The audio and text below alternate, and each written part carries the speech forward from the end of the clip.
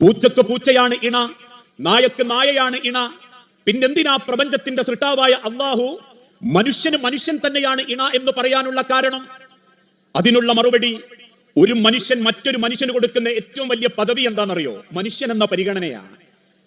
അതുകൊണ്ടാ വിശുദ്ധ ഖുർആൻ ഒരിക്കൽ പോലും ഭാര്യ എന്ന് പ്രയോഗിച്ചിട്ടില്ല. എന്തുകൊണ്ടാ? ഭാര്യ എന്നാൽ ഭരിക്കപ്പെടേണ്ടവൾ, ഭർത്താവ് ഭരിക്കേണ്ടവൻ അല്ല.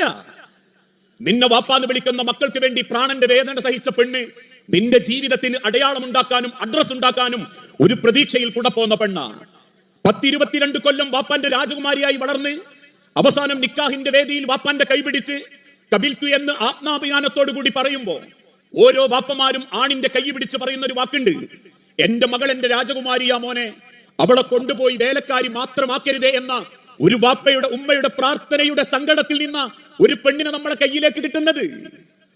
അതുകൊണ്ട് തന്നെ എന്നെ പോലെ അവൾക്ക് ആഗ്രഹങ്ങളുണ്ട്, സ്വപ്നങ്ങളുണ്ട്, അവളും ജീവിതത്തെ പറ്റി വലിയ സങ്കല്പങ്ങളുണ്ട്.